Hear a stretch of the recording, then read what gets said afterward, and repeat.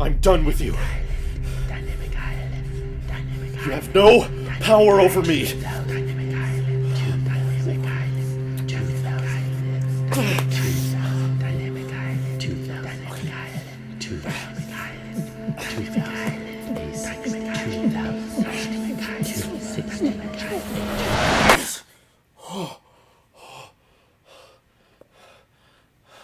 I'm not dead. I'm done with you.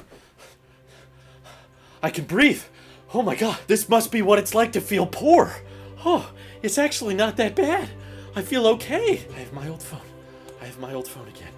Oh wow, it's not that bad. Hey, that's 120 hertz. You're really okay, aren't you? Let's begin.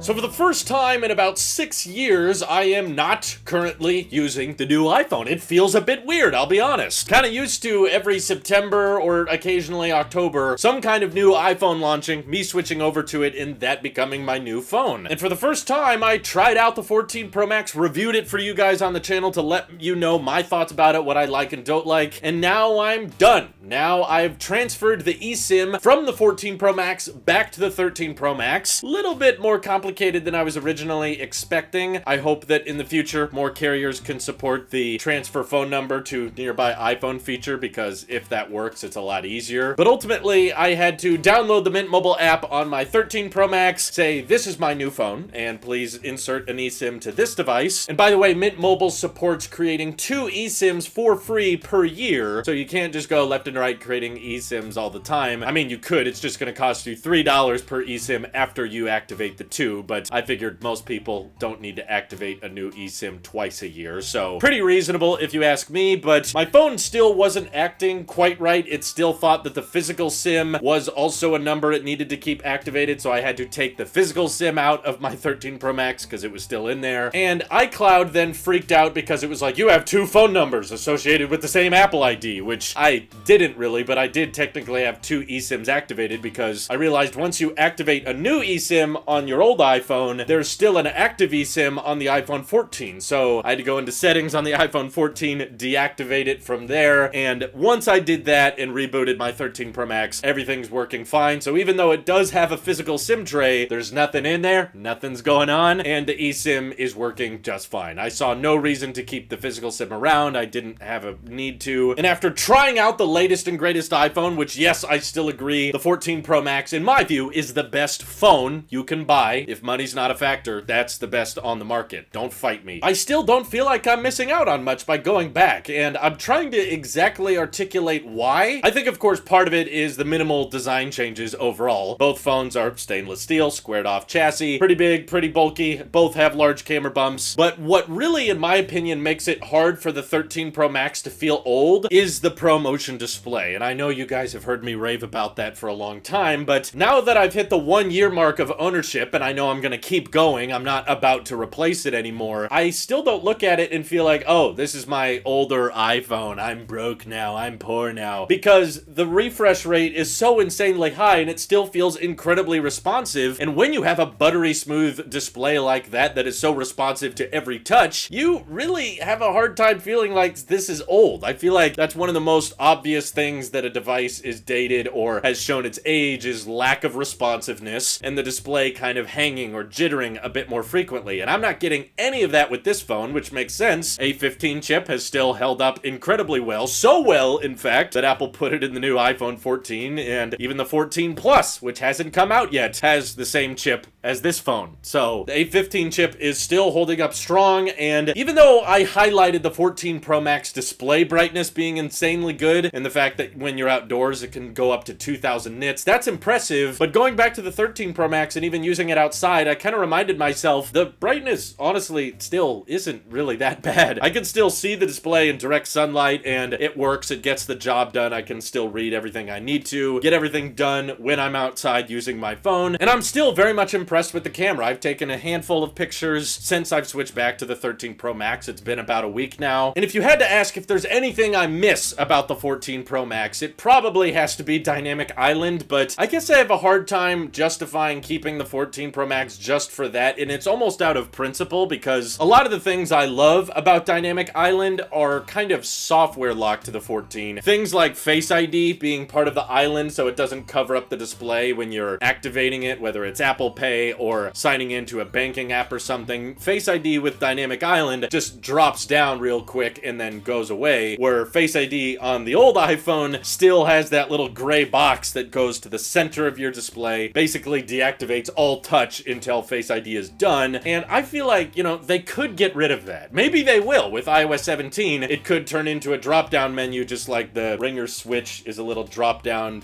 island. Ultimately, that's kind of what it looks like at the end of the day. And also I love on the Dynamic Island that the low battery warnings don't have to cover up your entire display and you have to hit dismiss. It's just a little island notification that expands and then goes away. That's cool, but there's no reason Apple couldn't tweak iOS to make those pop-ups and alerts a lot less obstructive and a lot less noticeable by just putting them into a slight little alert that drops down. So should I buy a whole new phone and have all new hardware just because they software locked those features? Yeah, I have a hard time justifying that, especially if it changes down the road and iOS 17 makes it less intrusive in the first place. But I will say there's also just an element of relief when you have an iPhone that still works, it gets you through the day. By the way, I'm recording this pretty late at night and I'm currently sitting at 69%, which is nice, and also says a lot about how after a year of ownership, basically exclusively charging this phone via MagSafe, and the very few times I wasn't charging via MagSafe, I was fast charging. The battery health is still at 96%, and I'm using my phone a lot, but it's still getting me through the day no problem, which makes me more confident about keeping it for longer. But once you don't have that new iPhone stigma in your hand all the time, you feel a bit more careless about it. You feel like comfortable kind of tossing it around, or if someone grabs it and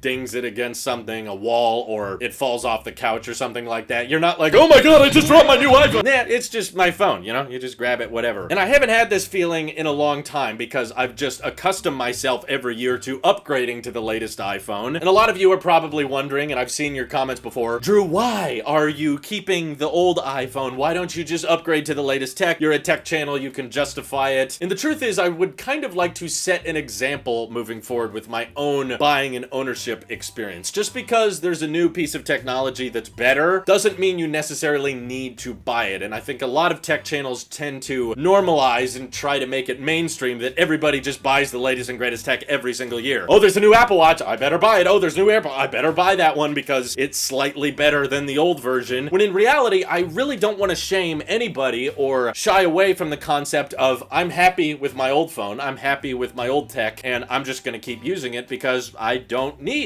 any new tech. It's cool that there's new stuff coming out, and of course we're still gonna talk about leaks and rumors and all the new hardware that Apple launches or is working on. I'm still fascinated by the company. I just think that you don't necessarily have to buy the product and use it in your daily life to be a fan of it and to be interested in what's going on with it. And I hope more of you can see what me and Randy or whoever's doing at the Tailosive Tech group to see. There's a lot of people that are comfortable holding on to tech for longer, and you should be too. Especially when we're in the economic climate that we're in right now, it's okay to save some pennies here and there. And even to all the people that love to say, oh, it's because you're broke or it's because you can't afford it anymore. First of all, I mean, no, that's not true. But also, even if it was true, that's just like rude. Can you not be jerks about it? If someone out there was in a tough financial position, so they decided not to buy a new iPhone or not to buy a new watch, would you really shame them for that? Would you really hate on them for not buying something that you decided was worth it for yourself? That's called being a jerk, and I want to discourage that, and I don't want to put up with that anymore in the comments. I don't care what you guys say about me, but please just don't say that towards others if they don't feel like upgrading to the new iPhone, because truthfully, this is one of the iPhones, in my opinion, that has aged incredibly well, especially after a year of ownership, and I'm excited to finally be able to dive into multi-year ownership experiences of iPhones, because I really haven't done that in a long time, and the fact that there's so little wrong with this phone. Great camera, great battery life, responsive display, good biometrics, and durable, by the way. This has taken its fair share of drops, and there is no glass shattering to report. This is the kind of phone that I want to see hold up over the long haul, so that's why I'm happy to be back on it, and no, I don't feel like I'm missing out on a bunch of features. Honestly, after I got the 14 Pro Max and the new factor wore off within a couple of hours, honestly, of seeing the Dynamic Island and being like, okay, that's really cool. Is that all it does? Okay, I guess that's about it. Now going back to the 13 Pro Pro Max, it just feels like home. It feels like my good old iPhone that I've been using for the past year, and it's just going to continue to work reliably. And I think that's part of the reason iPhone resale value holds so well. These phones age incredibly well, and I'm excited to see how well mine ages in years to come. I genuinely have no idea when I'll upgrade it again. Nothing rumored about the iPhone 15 is convincing me that it'll be worth the upgrade. Yes, even USB-C. As much as I want that on the iPhone, I still pretty much only charge via wireless and MagSafe, so it isn't really worth upgrading for that alone. But if anything starts going horribly wrong, or I notice something really bad with the 13 Pro Max on year 2 or year 3, I will happily share it with you guys here. And I just want to give a very special shout out to everybody watching down below that has kept an older iPhone. All of you who are still happy with your 10Ss and 12 Pros, and yes, some of you with your 8 Pluses. My heart goes out to the people that wanted the big phones with the home button.